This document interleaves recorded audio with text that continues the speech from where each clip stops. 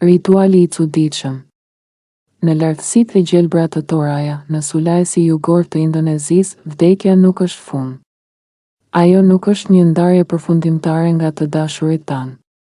Për Torajasit, kufiri mes jetës dhe vdekjes është si një orë, dhe ata e kalojnë atë sërish e sërish, përmes një rituali të veçantë që quhet manene. Manene shpesh quhet ceremonia e pastrimit të trupave. Por mos u friksoni, kjo nuk është histori tmerri. Përkundrazi, është një akt dashurie, nderimi dhe kujtimi. Është mënyra se si të gjallët ruajnë lidhjen me të ndjerët e tyre, edhe pas shumë vitesh. Në këtë ritual, familjet nxjerrin nga varri trupat e të afërmve të tyre. Me duar të kujdesshme, ata i pastrojnë, i veshin me rroba të reja dhe ndonjëherë i sjellin rreth fshatit për një vizitë simbolike në shtëpi. Është si një ribashkim, një takim me ata që nuk janë më fizikisht me ne, por që jetojnë në kujtesën dhe zemrat tona. Pse e bëjnë këtë? Sepse për Torajasit vdekja nuk është fundi. Të ndjerët vazhdojnë të jetojnë në një tjetër dimension, duke mbikëqyrur dhe duke udhëhequr familjet e tyre. Me manene, ata tregojnë respekt dhe mirënjohje ndaj paraardhësve, rifitojnë lidhjen shpirtërore dhe ruajnë harmoninë mes të gjallëve dhe të vdekurve. Ceremonia mbahet zakonisht një herë çdo disa vjet, kryesisht në gusht ose shtator. Fillon me lutje dhe ofrime. Pastaj, me duar të buta dhe zemra të hapura, trupat nxiren, pastrohen dhe vishen.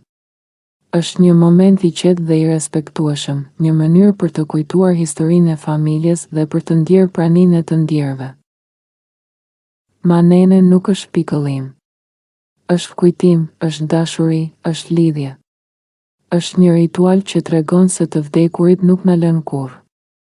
Ata jetojnë përmes kujtimeve, përmes historive që tregojmë dhe përmes dashurisë që ndjejmë për ta. Kur shikoni Torajasit duke kryer manene, kuptoni diçka të thellë. Vdekja nuk është fund. Është një udhëtim i ri. Dhe ata që na kanë lënë nuk largohen vërtet. Ata jetojnë në kujtim, në ritual dhe në dashuri. Rituali manene zakonisht nuk zgjedh një ditë të tërë, por disa orë, varësisht nga madhësia e familjes dhe numri i të ndjerëve që do të pastrohen dhe vishen.